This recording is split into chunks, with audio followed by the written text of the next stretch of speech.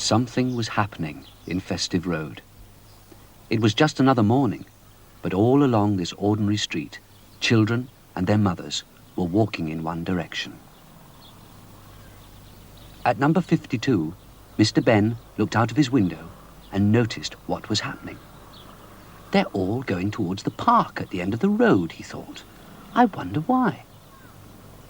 He went in from his window, put on his hat and coat, and was soon on his way to find out what was happening. In the park, he could see the children and parents standing together. On some mornings in the park, a little show was put on for the children. This was one of those mornings. Mr. Benn decided to stay and watch the show. First, it was Punch and Judy.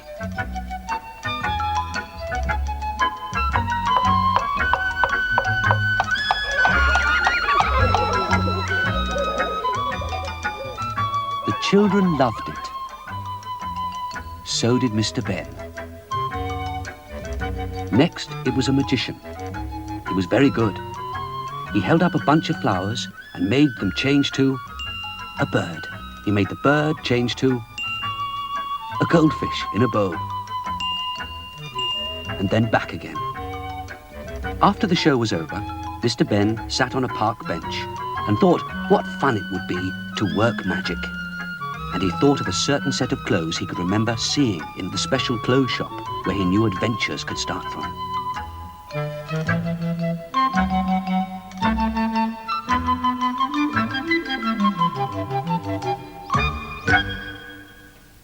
He looked around the shop until he saw the costume which he'd remembered.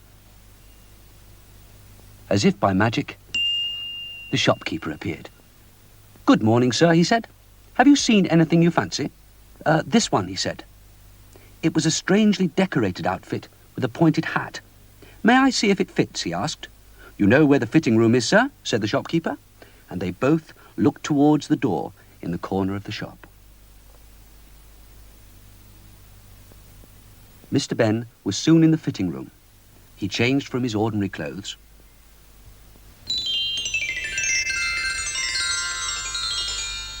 and admired himself in the mirror of the room. "I think this is a wizard's outfit," thought Mr. Benn. "Now where will that take me?" Then he went through the other door, the one that could lead to adventures. Once through the door, Mr. Benn found himself in a kind of cave. There were lots of shelves loaded with books, bottles, jars and packets.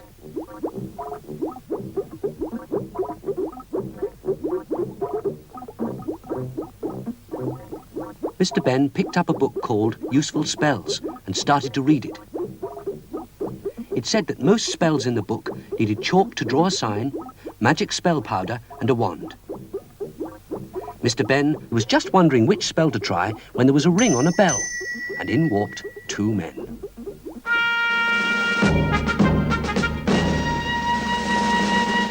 "We've come from the palace," said one. "We've been sent to find a wizard. Would you come with us? We need your help." Mr. Benn said he would, but he felt a bit worried because he hadn't had time to try out any magic yet.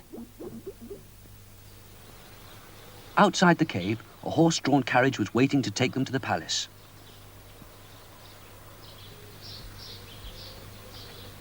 They climbed into it and were soon on their way. As they drove along, people beside the road stopped what they were doing to wave. "Everybody seems happy," said Mr. Benn. "They are," said the messenger. "It's a very happy kingdom. The king is very good. Everybody loves him."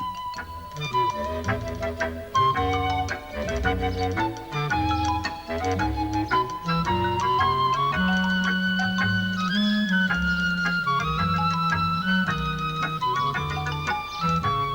does the king want me?"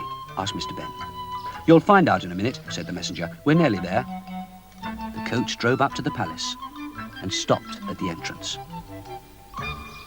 Mr. Benn was taken to the great hall. Lots of people stood around. Mr. Benn thought they looked rather worried.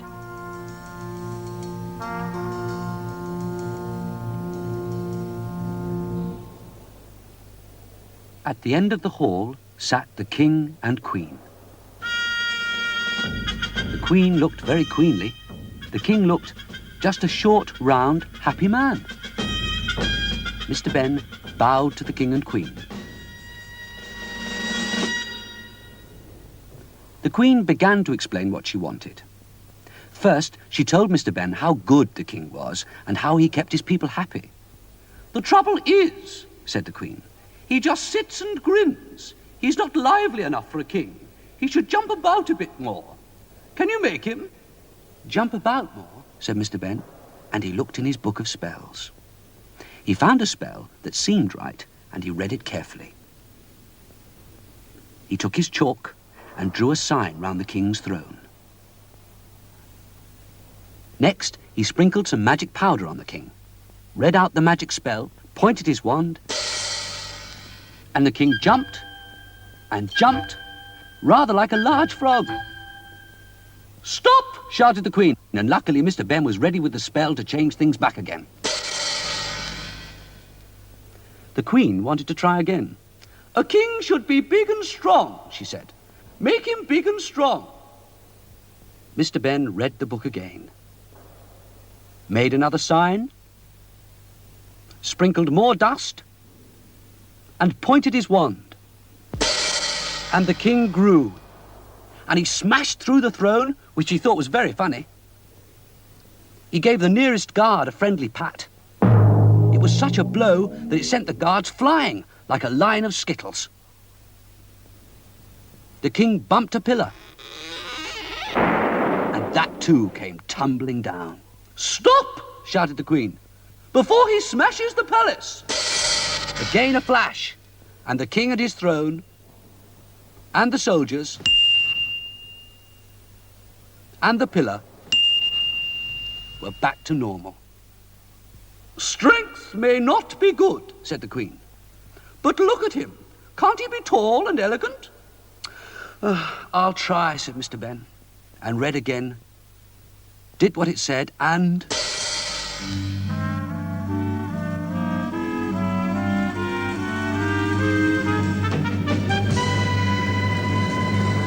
"Stop!" said the queen. Mr. Benn was already saying the spell.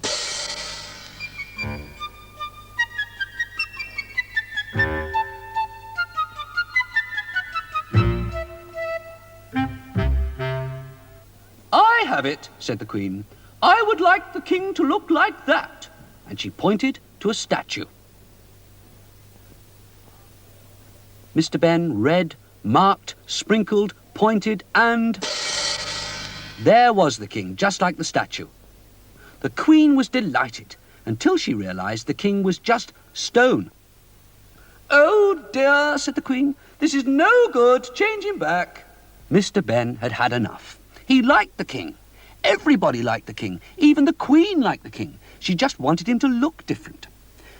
Mr. Benn told the queen that things couldn't be changed to and fro forever. "Oh, please try," said the queen. "I realize now it's what he is that matters, not how he looks." "If I do," said Mr. Benn, "you must never try to change him again." "I won't, I promise. Just get him back," said the queen. With a flash, Mr. Benn brought the king back. Everybody cheered Mr. Benn. Mr. Benn thought they all seemed very happy, seeing that everything was just as it had been. The king, still laughing, thanked Mr. Benn. Another man appeared nearby. "If you come with me, sir, I'll take you back," he said to Mr. Benn. But the king called to Mr. Benn before he could go. "I say, Mr. Wizard, I love those flashes you made.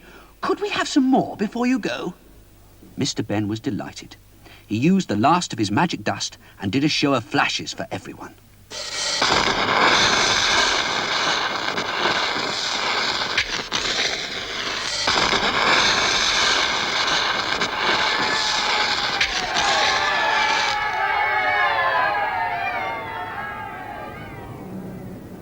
After that, Mr. Benn said goodbye and went through the door the man had shown him.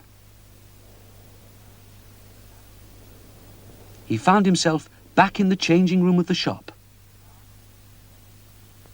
He took a last look at himself as a wizard in the mirror, and then put on his own clothes.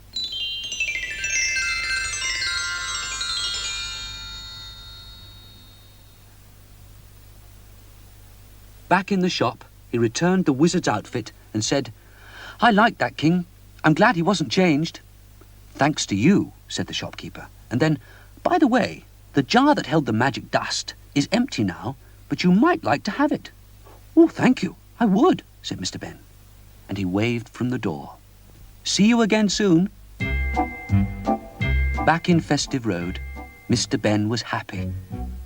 It's a very ordinary street, he thought, but I'm glad it hasn't changed.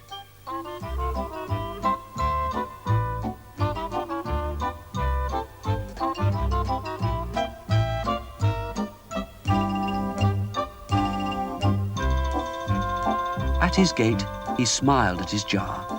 Yes, it's empty, but it's just the thing to help me remember. I'll keep it always.